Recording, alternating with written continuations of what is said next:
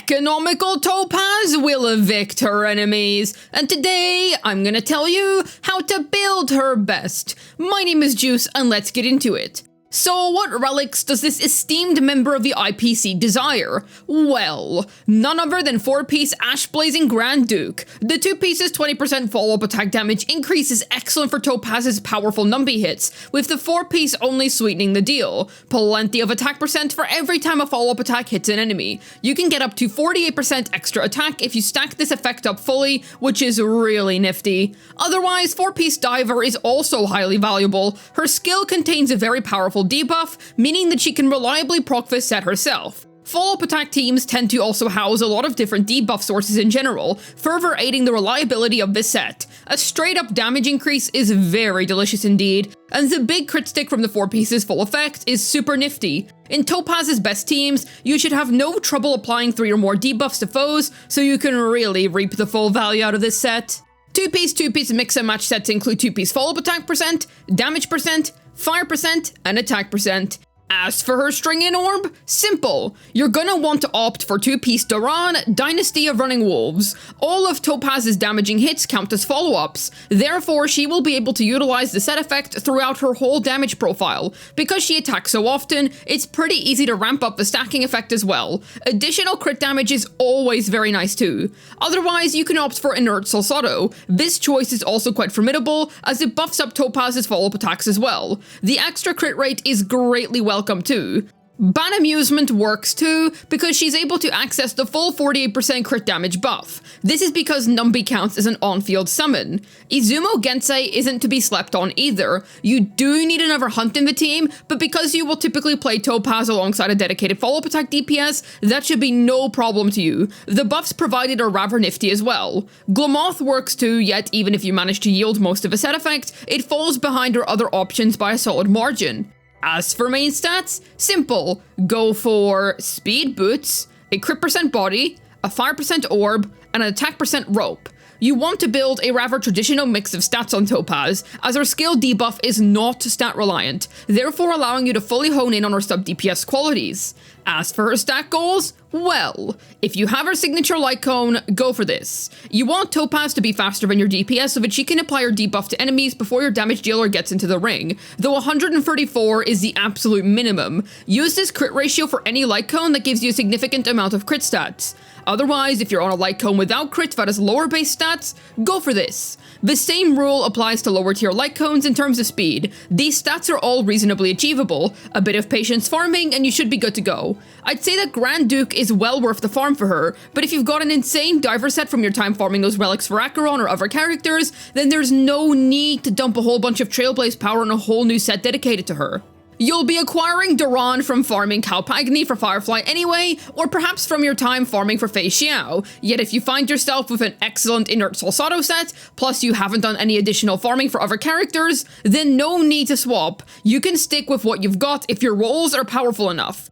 Deck collection is an arduous process. To help with convincing your enemies to pay up, your Topaz is gonna need a powerful light cone. What would those be? Well, Worrisome Blissful is gonna be your absolute best bet. There's quite a few cool things to unpack here. First off, the crit rate is neat for her own damage, and hot damn, that increase to follow-up attack damage is awesome. Her damage improves a significant amount with this pick, though that isn't all this light cone has, because the real kicker here is the debuff that this applies. It will stick the quote-unquote tame state onto enemies, which will stack up to 2 times. When teammates hit the tame enemy, their crit damage dealt will increase. This adds a source of team-wide buffing to Topaz, making her even more valuable to have on the team. Excellent light cone option. Otherwise, you can always opt for swordplay. This cone is excellently tailored to her damage output. If you're only focusing on that, then swordplay isn't actually that far behind her sig. However, I would like to add that you shouldn't only think about her personal DPS. Her sig's real value is the big increase to the overall team, not just herself. Plus, when the enemy that she has marked gets killed, you don't get to choose what the new mark is placed. That can cause a little bit of inconsistency with the passive.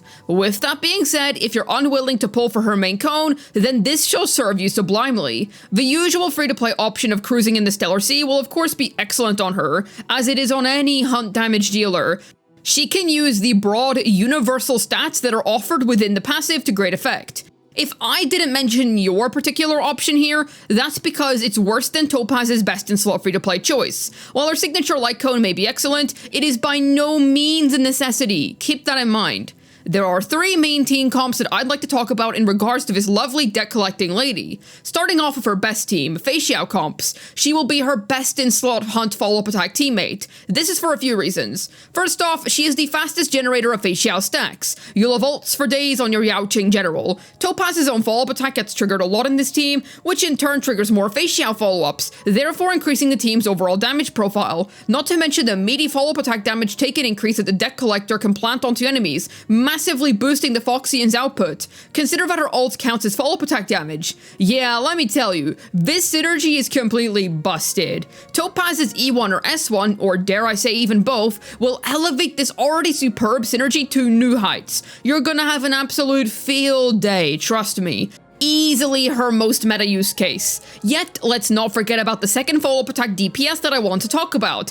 That being Dr. Ratio. She has the gimmick of casting a lot of follow-ups for more overall team DPS here as well, yet that excellent debuff of hers also serves another purpose for the Doctor, that being his starvation for debuffs. She will contribute towards this very effectively.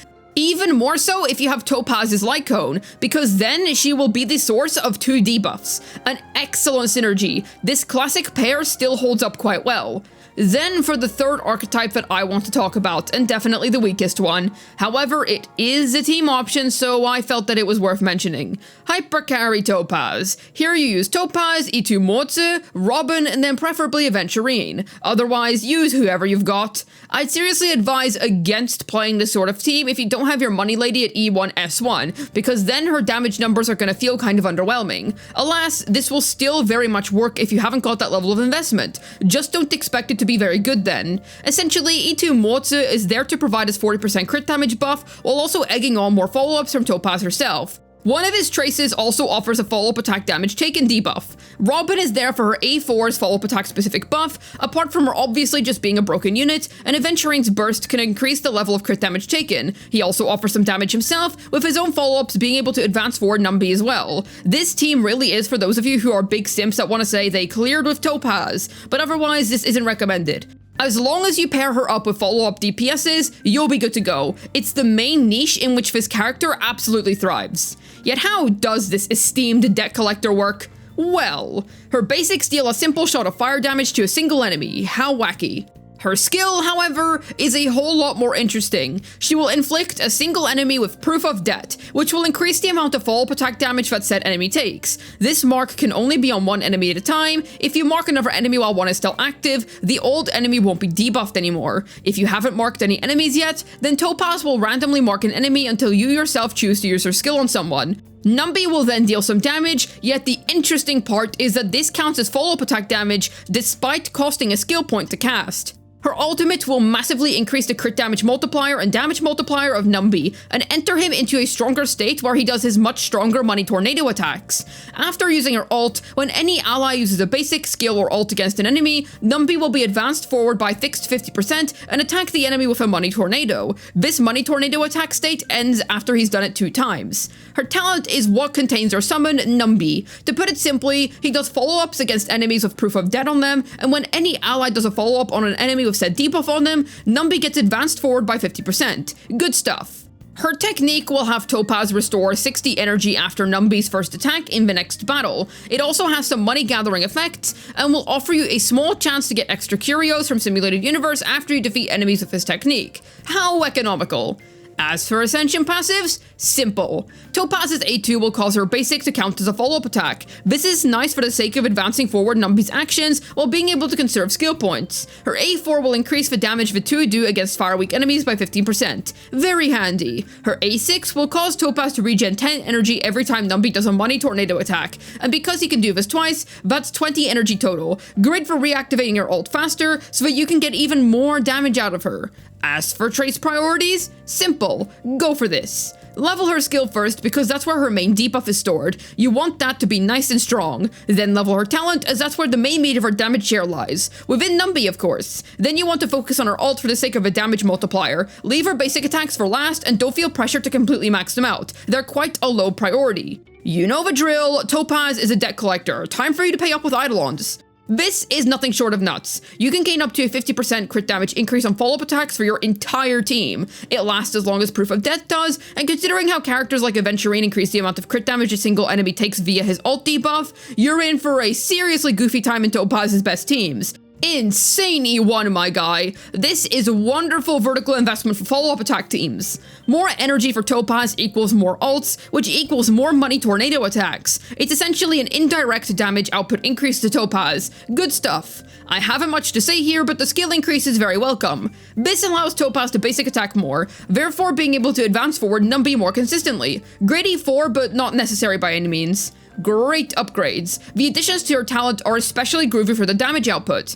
This allows Numby to do one more fire tornado with an even stronger fire res pen. At this stage, your pick is going to be turning his enemies into bacon, not the other way around. Decent D6, but it's much better to invest your Stellar Jades into your other follow-up teammates, such as Robin or Fei Xiao, for instance. I would say pick up Topaz's E1 first, then her S1, then you can stop there. Otherwise, run the extra miles all the way up to E6, but I genuinely think you do not need that by any means. Without a shadow of a doubt, this character is strong. Definitely a formidable force to be reckoned with. She has stood the test of time while working alongside one of this game's current best DPSs, that being Fei Xiao. This character is 100% well worth your time, as she'll make your follow-up teams play superbly. I'm personally very pleased with her state in the current day. Hopefully this video was able to get your Topaz financially destroying her enemies. This has been Juice, signing out, and do you think that Numby would taste like pork or metal?